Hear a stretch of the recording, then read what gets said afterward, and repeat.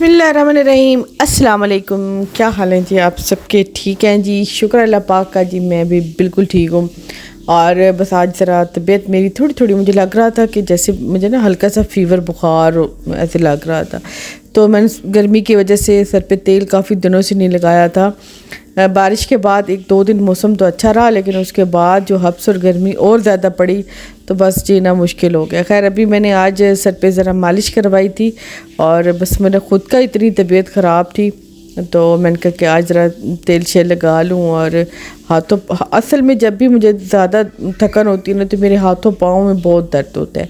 तो सर में मैंने कहा मालिश करवा के ज़रा इसको भी बांध देती हूँ, हाथों पाँव की मालिश करवा लेती हूँ। उसके बाद मैं घर के रूटीन वर्क पे लग जाती हूँ। किचन मुझे काफ़ी ज़रा लग रहा था कि थोड़ा ना ख़राब है, क्योंकि बहुत दिनों से मैं किचन को उस तरह से नहीं देख पा रही जिस तरह से मैं डेली में देखती हूँ। तो कुछ चीज़ें खाने पीने की थी वो भी ऐसे रखी थी। आपको पता है कि मौसम कुछ ऐसा है और चींटियाँ इतनी जल्दी से आ जाती हैं ना, बस मैंने फिर इनको कुछ चीज़ें जो ओपनली पड़ी थी उनको बंद डब्बों में करके रखा है। चींटियाँ ना बड़ा तेज़ी से काम करती हैं, बस ऐसी चीज़ें तो ये सूंघती फिरती रहती हैं। मेरे घर में वैसे मीठा बहुत ही कम आता है, ये पता नहीं कौन लेके आया। मैंने पूछा, शायद मेरे हस्बैंड ले आए, फातिमा ले आई हो ग्रोसरी में, क्योंकि वो मीठे चीज़ों की तरफ बड़ी लपकती है। उसके जब से चॉकलेट बंद कराई है वो अब और मीठे तलाश कर रही है। खैर जो चींटियाँ थी ना प्लेट वाली वो तो मैंने हटा दी है, इसको भी मैंने चेक किया, डब्बे में बंद करके रख दिया है।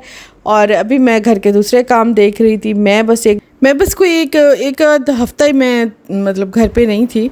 बस सारी चीज़ें जिसकी जहाँ जैसे मर्ज़ी आई है ना उन्होंने वैसे ही फेंकी है। मेरे ख्याल में केक रस लेके आए हैं नाश्ते के लिए, क्योंकि फातिमा के बाबा, रुमान, अम्मा ये ज़्यादा घर भी थे तो बस मेरे पास चक्कर लगाने आ जाते थे। तो मेरे ख्याल में जो चीज़ें ये लाए हैं ना वो जैसे ही ये ओपन जगह मिलती है ना उन्हें मेरी क्रॉकरी यूनिट बस यहीं पे फेंक देते हैं।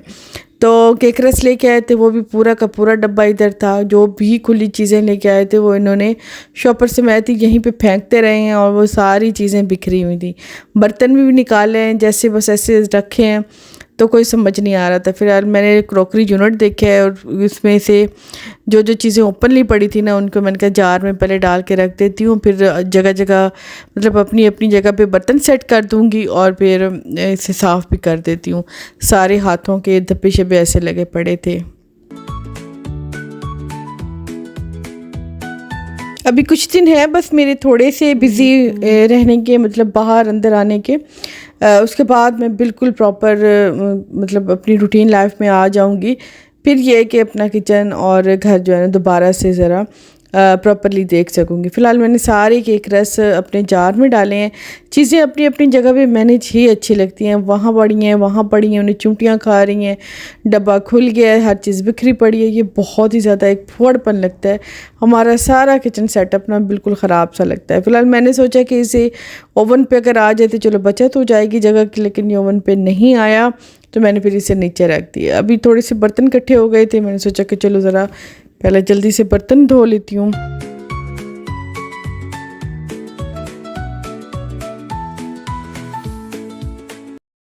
अच्छा, सिंक की टूटी ना अक्सर मेरे साथ ये प्रॉब्लम करती है। ये अक्सर पता नहीं इसके अंदर क्या जाला आ जाता है या ऊपर से कोई फफूंद, अंदर से कुछ वो ग्रीन ग्रीन सा लग जाता होगा, नहीं समझ आ रही। लेकिन मैं फिर भी इसे ब्रश से ना अक्सर इसके होल वगैरह ना ये साफ़ करती रहती हूँ।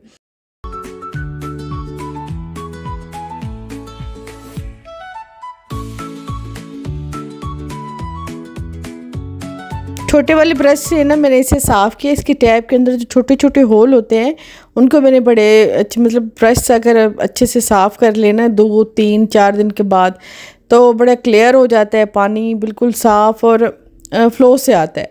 तो बर्तन बहुत तेज़ी से धुलते हैं, मतलब काम बहुत जल्दी हो जाता है। काम एक बहुत जल्दी से सिमट जाना जो हम कर रहे होते हैं, मतलब ये छोटी छोटी चीज़ें होती हैं जो टाइम वेस्ट करती हैं और उसी से ही काम में देर हो जाती है। फिर ऑल ओवर पूरा दिन ही कामों में देर हो जाती है। खैर अभी मैंने साफ़ कर लिया था, बर्तन वॉश कर रही थी। और बाकी पिछली वीडियो में जो आप सब लोगों ने मुझे दुआएं दी हैं ना, आप सब लोगों का बहुत बहुत शुक्रिया। और जिन लोगों ने मेरी बात को पॉजिटिव लिया है, जिन लोगों ने मेरी बात को समझा है, जो सही अब वक्त आने का वेट कर रहे हैं मेरे साथ, तो उन लोगों का भी बहुत बहुत शुक्रिया। बाकी जो है मुझे थोड़ी सी लग रहा था कि क्योंकि नीचे जो है ना मेरा हल्का सा पानी वो ड्रॉप होता है, मतलब ये मुझे मेरी जो कैबिनेट है ना हल्की सी गीली गीली रहती है, तो मैं फ़ील किया कि मुझे यहाँ पे इसमें थोड़ा सा पानी है या सेम है, तो मैं फिर इसे हवा लगवा रही थी। मैंने सारे बर्तन जो इसमें रखे हुए थे ना वो निकाले हैं, और जितनी भी इसमें ग्रोसरी रखी थी वो निकाली है, इसके नीचे रखा हुआ शीट वो निकाला है। तो मैं अभी इसे हवा लगवा रही थी, मैंने कहा ज़रा इसे अच्छे से हवा लग जाए, उसके बाद मैं इसे ड्राई कपड़ा लगा के इसमें सारे बर्तन सेट करती हूँ।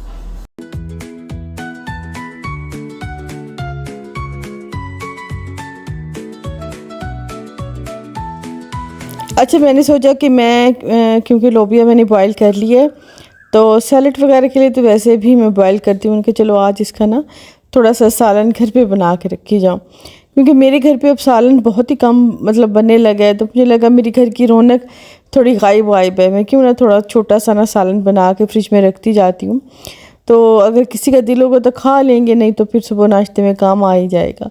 मैंने बस वो सिंपल ऑयल डाला है, उसमें प्याज डाले हैं, हल्का सा लहसुन अदरक का पेस्ट डाला है, टमाटर डाले हैं, और उसमें लोबिया डाल के ना तो मैंने फिर उसे पकाने के लिए रख दिया। अच्छा, इतनी जल्दी में थी मैंने क्योंकि जाना था और वहाँ पे मुझे भी कुकिंग करनी थी ना, तो मैं इतनी जल्दी में क्लिप लेना मतलब इसके दरमियान वाला क्लिप लेना ही भूल गई, तो बस एंड वाला मैंने लिया तो वो कहीं मुझसे डिलीट हो गया या कैमरा ऑफ हो गया, नहीं पता चला कि कहाँ गलती हुई है। खैर अभी मैंने खोला तो दरमियान वाले क्लिप थे ही नहीं। और यहाँ पे देखें ये मैंने लोबिया इसमें डाल दिया था, तो जैसे इसका पानी ड्राई होगा हल्का सा इस पर ऑयल निकल आया था, लेकिन मज़े के बड़े बने थे। मैं अक्सर अपने घर पे लोबिया नहीं बनाती, लेकिन ये अच्छा लगा था।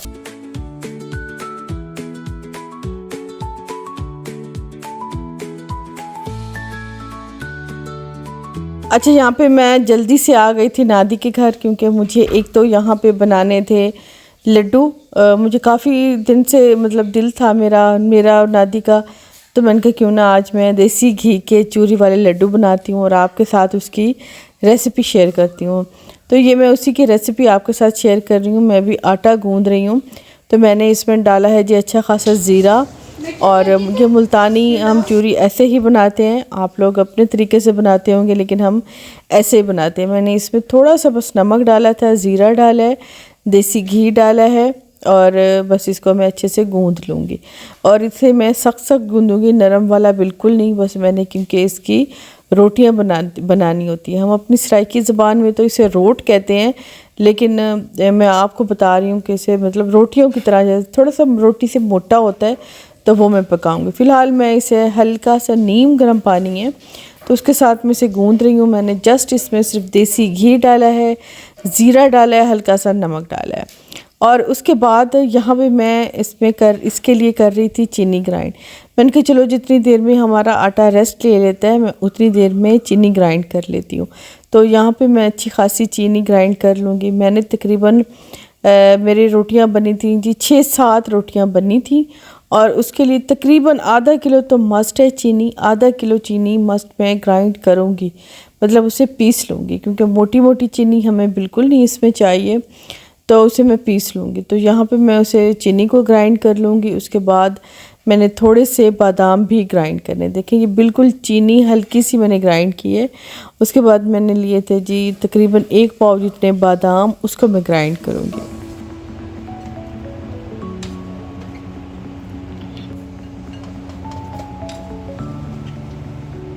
ये देखें जी, ये हमारे बादाम यहाँ पे ग्राइंड हो गए बहुत अच्छे से। चीनी और बादाम को मिक्स कर लूँगी, और थोड़ी सी ले लूँगी मैं सब्ज़ इलायची, उसको भी मैं साथ में ही पीस लूँगी।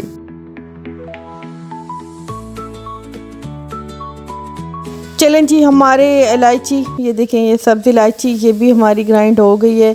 ये भी हम इसी मिक्सचर में मिक्स कर लेंगे, मतलब चीनी, बादाम और सब्ज़ इलायची।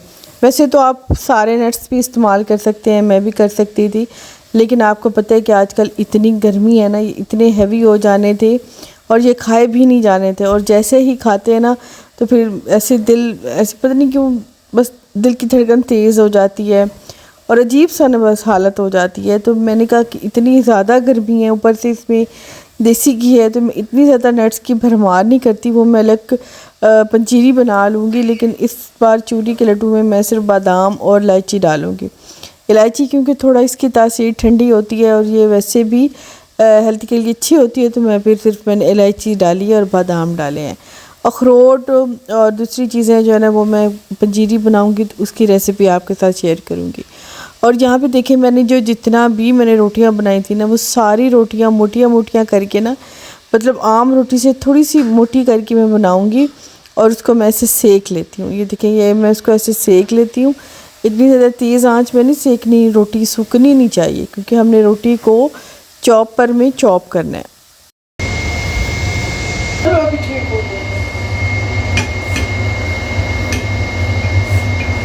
गर्मी आजकल इतनी शदीद है ना, हब्स इतनी ज़्यादा है ना, मतलब 2 सेकंड हम ना किचन में नहीं खड़े हो सकते।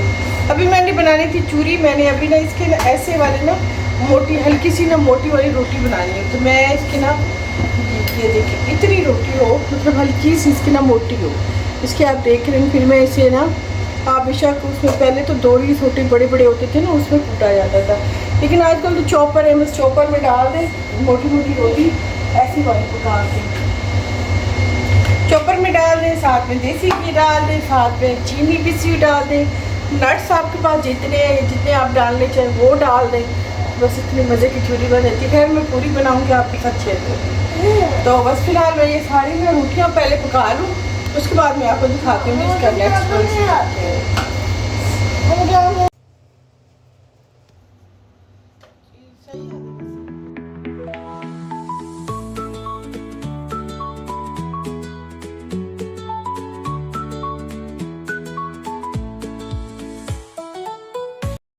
तो अभी ये सारी रोटियां ना इनको मैंने चॉपर में डाल दिया है। बहुत ही बारीक मैं इसे चॉप कर लूँगी क्योंकि ये बहुत ही गर्म है और रेडी इनमें आटा है। बहुत ही नरम रोटियां होती हैं, लेकिन पकाएं अच्छी तरह, रोटी किसी भी सूरत में कच्ची ना हो, बिल्कुल दबा दबा के पकाएं ताकि अंदर तक रोटी आपकी पकी हुई हो। घी वाली होती है ना, ऊपर से पक जाती है, कभी कभी ऐसा होता है और अंदर से कच्ची रह जाती है। बस इसको सारे चॉपर में ऐसे करेंगे ना तो बिल्कुल बारीक हो जाती है। पहले पहले तो बड़े वाला वो डंडा होता था, सोटा होता था, कूटती थी, फिर उसमें बड़े से छानने में छानती थी, फिर बारीक निकल आता था, मोटा मोटा अलग करते थे, फिर दोबारा कूटते थे। मतलब सारा सारा दिन इस चूरी पे लग जाता था और सारा सारा इतनी मज़े की ये होती थी। लेकिन अब क्योंकि जदीद है तो सारा जो है ना इसमें जल्दी हो जाता है, वरना हमारी अम्मी तो ऐसे ही बनाती थी, मतलब उस बड़े वाले दोरे सोटे में। अच्छा, मैंने सारी रोटियों को गरम गरम ऐसे चॉप किया है, बस छानने की ज़रूरत ही नहीं पड़ी, इतना बारीक सा इसका देखें ये बन गया है। बस इसको मैं एक बड़े से बॉल में इकट्ठा कर लूँगी। इसमें ये सारा मैं इसमें इकट्ठा करके ना तो इसमें फिर मैं चीनी डाल दूँगी।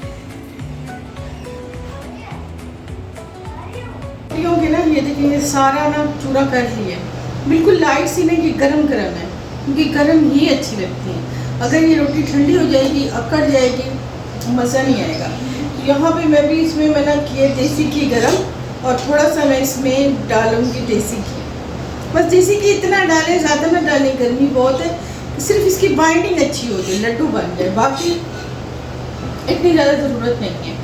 अच्छा, ये जो है ना मिक्सचर है बादाम इलायची, वैसे तो जितने भी नट्स डालें डाल सकते हैं, लेकिन मैंने बादाम डाले हैं, वो काफ़ी हैवी हो जाता है अगर ज़्यादा नट्स डालें। बादाम, चीनी और ऐसा बस इलायची, वो मैंने इसे पीस लिया है, तो ये अब डालूँगी इसमें। ये भी इसमें मैंने देसी घी डाल दिया है, ये देखें।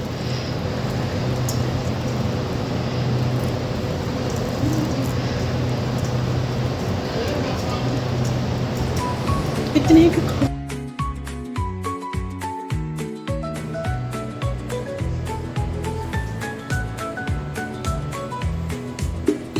बस इसमें चीनी भी डालते जाएं और देखते जाएं कि कितनी अच्छी बाइंडिंग है। थोड़ा सा इसमें घी भी डाल लें। जब आपको जोड़ के देखें, जब आपको पता लगे ना कि इसका लड्डू अच्छा बन जाएगा, मतलब ठहर जाएगा, इसकी बाइंडिंग हो जाएगी, तब आप इसमें घी डालना बिल्कुल बंद कर दें। अच्छा, इसके ना बिल्कुल मतलब सख्त हाथों से ना इसे मैं बाइंड करूँगी, ताकि इसका ना घी ज़रा इसमें जज़ब हो जाए और ये लड्डू की शेप आ जाए। ये ना हो कि ये बिखरा रहे और चूरी वैसी की वैसी पड़ी रहे। तो अब मैं ज़रा इसे शेप देना चाह रही थी ना लड्डू वाली। तो देखिए बिल्कुल सख्त हाथों से ना मैं इसे जब बाइंड करूँगी ना, तो अब अभी ये लड्डू की शेप आ जाएगी। तो मैंने बस इसे बाइंड किया है। पहले तो इसे सख्त हाथों से ज़रा अच्छे से मिक्स कर लिए सारी चीज़ें, इसमें चीनी, बादाम, इलायची और चूरी का जो मिक्सचर है वो, और घी। तो वो अच्छे से जब बाइंड हो जाएगा ना, अभी देखें इसके पूरे के पूरे लड्डू की शेप बन गई है। चलें जी, हमारे लड्डू हो गए हैं तैयार। उनके बस थोड़ा सा मैं इलायची पाउडर छिड़कूँगी।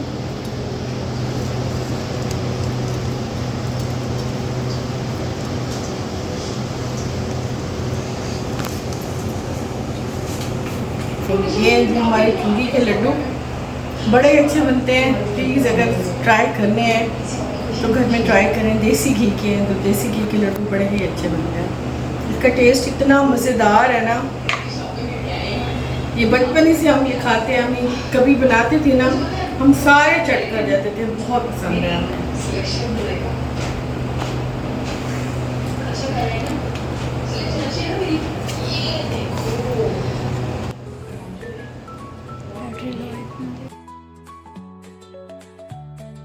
चूरी वाले लड्डू हमारे हो गए हैं तैयार, बिल्कुल मुंह में घुलने वाले, इतने मज़ेदार होते हैं ना, हमें तो इतने ज़्यादा पसंद है ना। तो आज जिनको चूरी वाले लड्डू खाने का शौक़ है ना, तो वो ज़रूर ये ट्राई करें। अच्छा, फ़िलहाल उसके बाद जी मैंने इनके लिए बनानी थी भिंडी और मटन का सालन। तो मैंने भिंडियाँ मंगाई, लेकिन मैंने इतनी गलती कर दी। मैंने आपको पहले भी बताया था कि भिंडियाँ आजकल इतनी सख्त हो गई हैं, इतनी सख्त हो गई हैं। तो कभी तो भिंडी स्टीम में गला करती थी, अभी मैंने पानी डाल डाल के गलाया है, तब भी भिंडी गल नहीं रही थी। इतना सब्ज़ियों का बुरा हाल हो गया है। तो फ़िलहाल मैंने इसी में मटन रखा है गलने के लिए। मैंने कहा मटन गल जाए तो मैं फिर भिंडियाँ डाल दूँगी। खैर जी, जैसे तैसे मैंने मटन तो अपना रख दिया, फिर बस सब्ज़ी को मैंने बड़ी मुश्किल से गलाया। खैर मैंने सोचा कि क्यों ना एक न एक सालन बना के इधर भी रख जाऊँ। अपने घर में बना के मैं आई थी, लेकिन सालन जो होता है ना, वो घरों की बड़ी रौनक होता है। मतलब जिस घर में सालन बना होता है ना, मुझे तो बड़ा अच्छा लगता है, बड़ी रौनक रौनक लगती है। जिस दिन मेरे घर में सालन ना बने या नादी घर ना बने, तो मुझे बड़ा बस ऐसा वो होता है कि नहीं, कुछ नहीं बना, किचन खाली है, तो बड़ा खाली खाली सा लगता है। तो खैर मैंने कहा अच्छा चलो बना लेती हूँ। लेकिन सब्ज़ियाँ आजकल बड़ा धोखा दे रही हैं, इन पे यकीन मत करें। अच्छा, सब्ज़ियाँ और रिश्ते ये बड़ा आपको ना कभी कभी एंड टाइम पे धोखा देते हैं। ख़ास तौर पे जो थर्ड पर्सन लोग आपकी ज़िंदगी में आ जाते हैं ना, तो वो बर्दाश्त नहीं करते कि अच्छा, कभी कभी ऐसी खामखाई वो घुस के बैठना और लोगों की बातों में इंटरफेयर करना और दूसरे के रिश्तों को इतना कमज़ोर कर देना। उनकी यही चाहत होती है कि बस हम ही हम नज़र आएं, और जो इनके अपने हैं, जिनके साथ ब्लड रिलेशन है ना, वो फजूल किस्म के कोई लोग हैं। तो ये उन्हें एहसास दिलाते हैं। कभी कभी ऐसा कमज़ोर टाइम होता है, लम्हा ऐसा होता है कि वो चीज़ आपको, वो जो जिसको मतलब कहते हैं ना कि एक ही चीज़, कतरा कतरा भी एक पत्थर पे गिरे ना, तो उसमें भी होल हो जाता है। तो वो चीज़, एक चीज़ को लगे रहो ना, तो वो लगे रहते हैं ना कि थोड़ा थोड़ा थोड़ा थोड़ा, आखिर वो एंड में कामयाब होते हैं। असल में ये शैतानों के चेले होते हैं जो रिश्तों में दरार डालते हैं। बहन भाइयों का प्यार उनसे बर्दाश्त नहीं होता, हस्बैंड वाइफ का प्यार उनसे बर्दाश्त नहीं होता। ये शैतानों के चेले चपाड़े होते हैं। ये इनकी शक्लें बस इंसानों की होती हैं, बाकी इनमें फुल जो है ना शैतान बसा होता है, और ये अपनी शैतानी करने से कहीं पे भी बाज नहीं आते। ये एहसास के रिश्ते होते हैं बहन भाइयों के। इंसान चला भी जाता है ना, तो ये एक ऐसा एहसास अपनों के साथ हो, गैरों के साथ हो, ये आपकी एक पहचान बन जाती है। जब आप इस दुनिया से चले भी जाते हैं तो लोग आपको इसी एहसास के नाम से याद करते हैं कि यार मेरे साथ ना फ़लाँ, मेरे पास मतलब बुरा वक्त मेरे साथ आया तो फ़लाँ ने ना मेरे साथ बहुत अच्छा किया था। आप मर भी जाते हैं ना, तो ये टैग आपके साथ चिपका रहता है कि वो बहुत अच्छा इंसान था। तो ये चीज़ आप देखें, आप मर भी जाएंगे तो आपकी रूह को कितनी ठंडक देगा। शायद यही आपकी आगे कहते हैं ना कि बख्शिश का ज़रिया बन जाए। किसी के कोई चला भी जाए या हो भी सही, तो कभी आप किसी के पीठ पीछे कह देना कि वो शख्स बहुत अच्छा इंसान था, तो गवाही होती है, और गवाही आपके लिए कितनी बड़ी नेकी का सबब बनता है। मेरी आज की वीडियो यहीं तक है। इंशाल्लाह नेक्स्ट में मिलेंगे। अल्लाह हाफ़िज़।